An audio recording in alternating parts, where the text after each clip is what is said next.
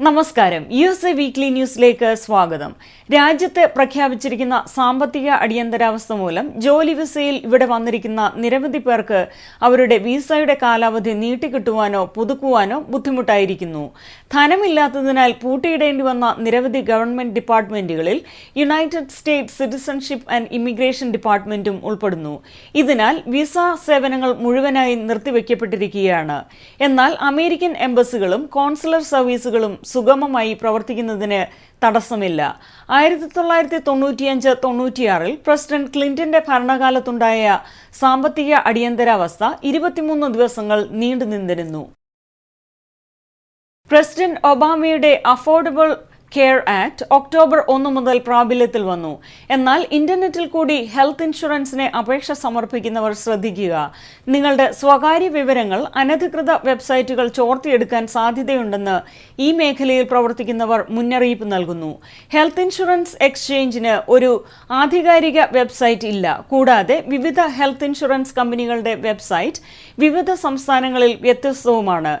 ഏതാണ് യഥാർത്ഥ വെബ്സൈറ്റ് എന്ന് തിരിച്ചറിയാൻ കഴിയാത്ത ഉപഭോക്താക്കൾ അനധികൃത വെബ്സൈറ്റിൽ തങ്ങളുടെ സ്വകാര്യ വിവരങ്ങൾ നൽകുവാനുള്ള സാധ്യത വളരെ കൂടുതലാകുന്നു. അമേരിക്കയിൽ പെട്രോളിന് വില കുറയുന്നു. AAAയുടെ കണക്കനുസരിച്ച് രാജ്യത്ത് പെട്രോളിന്റെ ശരാശരി വില ഗ്യാലന് $3.40 ആണ്. പെട്രോൾ ഉൽപാദന സംസ്ഥാനമായ ടെക്സസിൽ വില ഗ്യാലന് $3 താഴെയാണ്. വില കുറയുന്നതിന്റെ കാരണം ആവശ്യത്തിന്റെ കുറവും ഓയിലിന്റെ ലഭ്യത കൂടിയതുമാണ്. പെട്രോളിന്റെ ശേഖരം കഴിഞ്ഞ വർഷത്തേക്കാൾ 10% ഇപ്പോൾ കൂടുതലാണ്. കഴിഞ്ഞ 3 വർഷത്തിലെ ഏറ്റവും കുറഞ്ഞ പെട്രോൾ വിലയാണ് ന്യൂയോർക്ക് മെർച്ചന്റൈൽ എക്സ്ചേഞ്ചിൽ ഈ സെപ്റ്റംബറിൽ രേഖപ്പെടുത്തിയത്. മൈക്രോസോഫ്റ്റ് കമ്പനിയുടെ സ്ഥാപകനും ചെയർമാനുമായ ബിൽ ഗേറ്റ്സിനെ തൽസ്ഥാനത്ത് നിന്നും നീക്കം ചെയ്യാൻ ശ്രമങ്ങൾ ആരംഭിച്ചു. ഏറ്റവും കൂടുതൽ മുതൽ മുടക്കിയിട്ടുള്ള 20 പേരിൽ 3 പേരാണ് ബിൽ ഗേറ്റ്സിനെ നീക്കം ചെയ്യാൻ കരുക്കൾ നീക്കുന്നത്. കമ്പനിയുടെ 5% കൈവശം വെച്ചിരിക്കുന്ന ഇവരുടെ പേരുവിവരങ്ങൾ പുറത്തുവിട്ടിട്ടില്ല. ബിൽ ഗേറ്റ്സിന്റെ കൈവശം 4.5% ഓഹരിയാണ് ഉള്ളത്. കമ്പനിയുടെ ഇപ്പോഴത്തെ മൂലധനം $277 ബില്യൺ ആണ്. ഇതാദ്യമായാണ് കമ്പനിയുടെ പ്രമുഖ നിക്ഷേപകർ ബിൽ ഗേറ്റ്സിനെ നീക്കാൻ ശ്രമം നടത്തുന്നത്.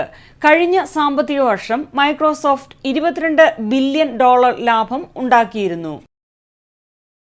US ഡിപ്പാർട്ട്മെന്റ് ഓഫ് ലേബർ പുറത്തുവിട്ട കണക്കുകൾ പ്രകാരം ബാലവേല ചെയ്യിക്കുന്ന 62 രാജ്യങ്ങളിൽ ഇന്ത്യ ഗവൺമെന്റ് ബാലവേല നിയന്ത്രണങ്ങൾക്കായി നടത്തിയിരിക്കുന്ന ശ്രമങ്ങൾക്ക് ഭാഗികമായ പുരോഗതി കൈവരിച്ചതായി റിപ്പോർട്ടിൽ പറയുന്നു.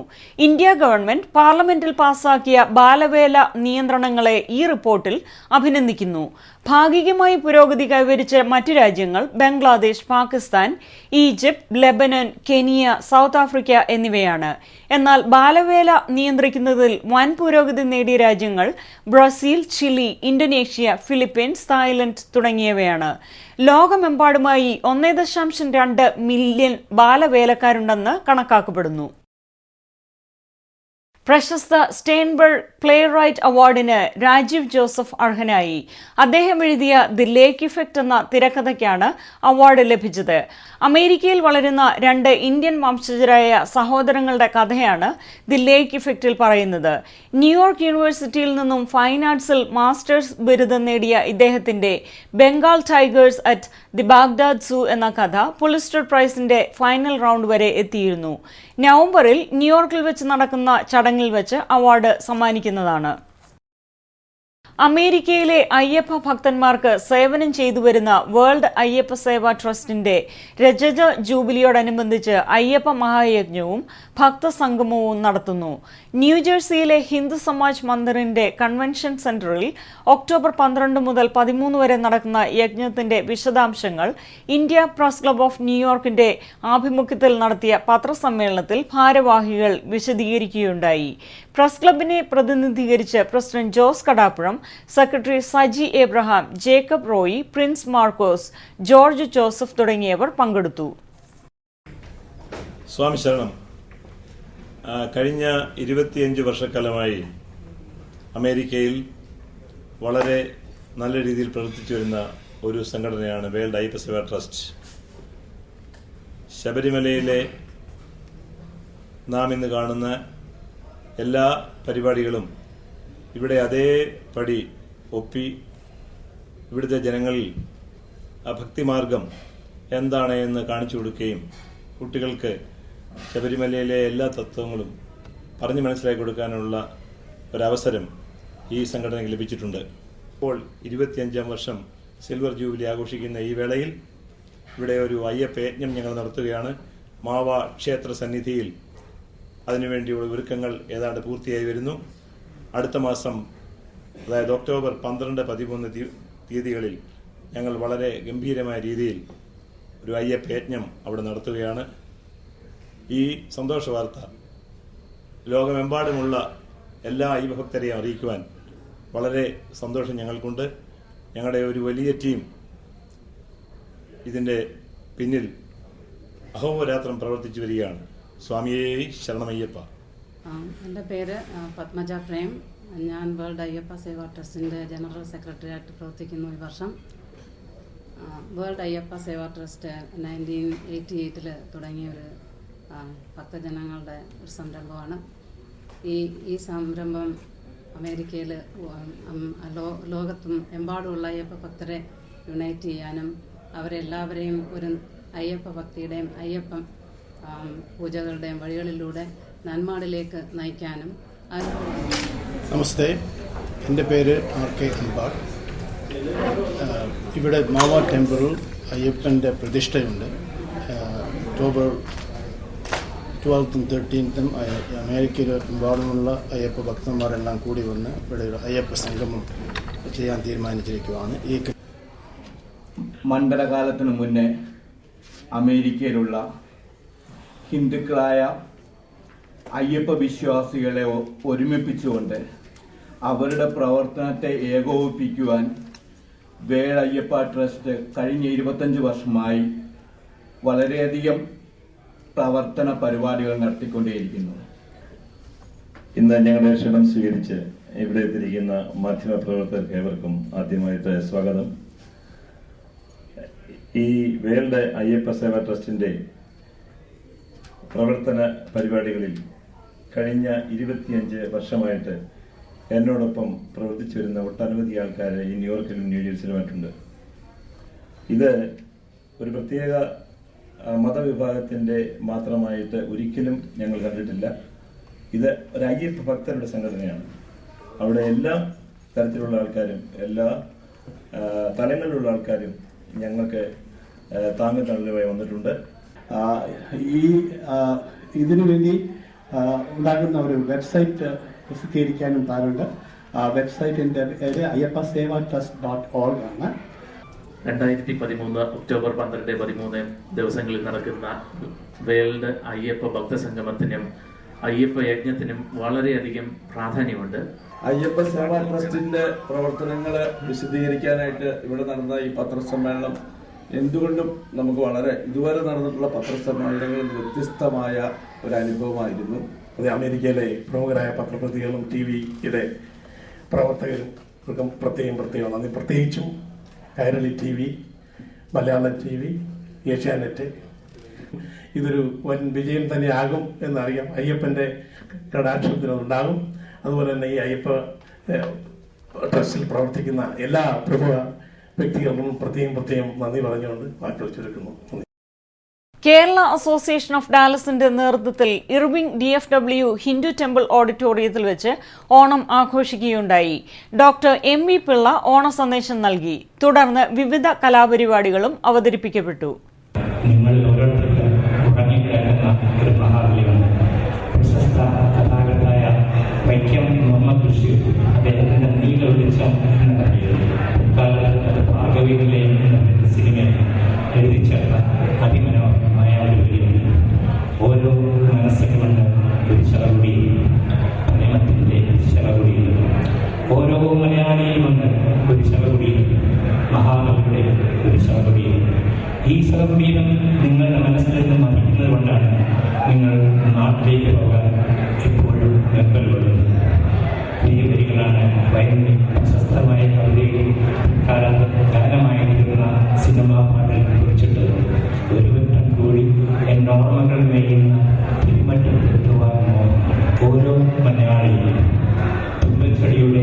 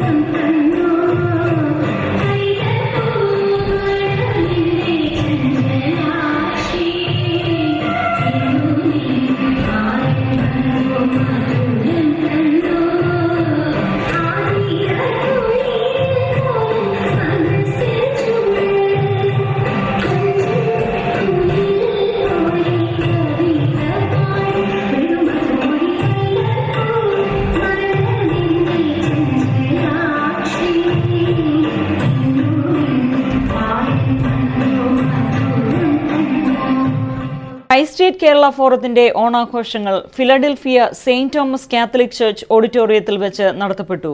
സ്റ്റേറ്റ് റെപ്രസെന്റേറ്റീവ് ബ്രണ്ടൻ ബോയൽ മുഖ്യ അതിഥിയായിരുന്നു. ഒരുമയുടെയും സാഹോദര്യത്തിന്റെയും തുല്യപ്പെടുത്തിക്കൊണ്ട് മലയാള മനസ്സുകളെ ഓണപ്പൂക്കളത്തിന്റെയും ഓണാഹ്ലാദത്തിന്റെയും ഓണമേളങ്ങളുടെയും ഓണങ്ങളിലേക്ക് ആനയിച്ചുകൊണ്ട് ഇതാ വീണ്ടും സ്റ്റേറ്റ് കേരള ഫോറത്തിന്റെ ആഭിമുഖ്യത്തിൽ ഒരു ഓണം കൂടി. എന്റെ പ്രജകൾക്ക് ഓണാശംസകൾ നേരുന്നു. I would like to introduce our guest as well as other dignitaries and tri-state officials. സഹോദര സംഘടനകൾ ഒത്തൊരുമിച്ച് ഓണം ആഘോഷിക്കുന്നതിലൂടെ അമേരിക്കൻ മലയാളികൾക്ക് മാതൃകയാവുകയാണ് tri state Kerala forum. Tri state Kerala ഫോറത്തിന്റെ നേതൃത്വത്തിൽ സംഘടിപ്പിച്ചിരിക്കുന്ന 11ാമത് സാഹോദര്യം വലിയ പൊന്നാണത്തിലേക്ക് നിങ്ങളെല്ലാവരെയും സ്വാഗതം ചെയ്യുക എന്നുള്ളതാണ് എൻ്റെ കടമ. So it's great to be here with you again, and I wish everyone a happy Onam. സമത്വസുന്ദരമായ ഒരു ലോകം നമ്മുടെ ഏവരുടെയും സ്വകാര്യ സ്വപ്നമാണ്.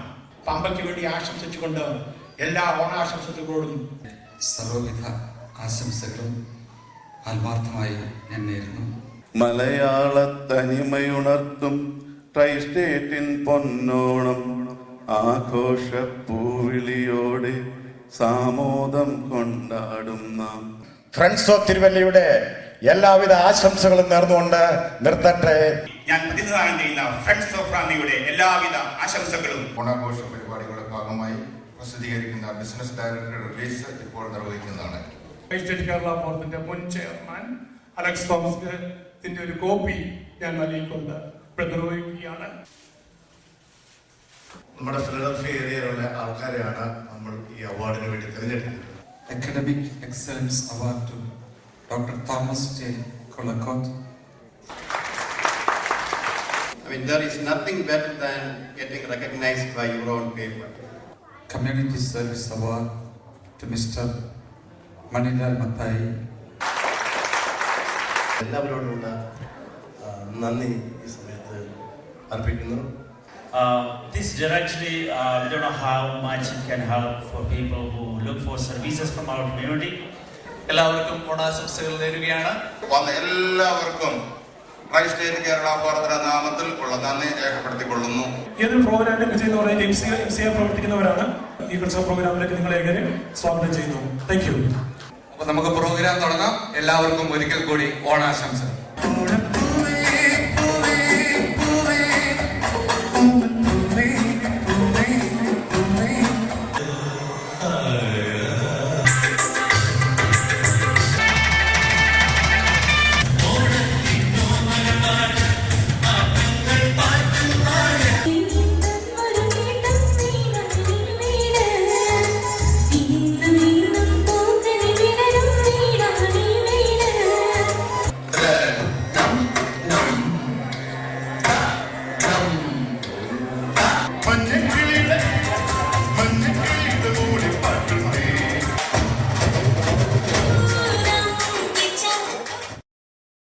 USA വീക്ക്ലി ന്യൂസ് പൂർണ്ണമാകുന്നു. നന്ദി, നമസ്കാരം.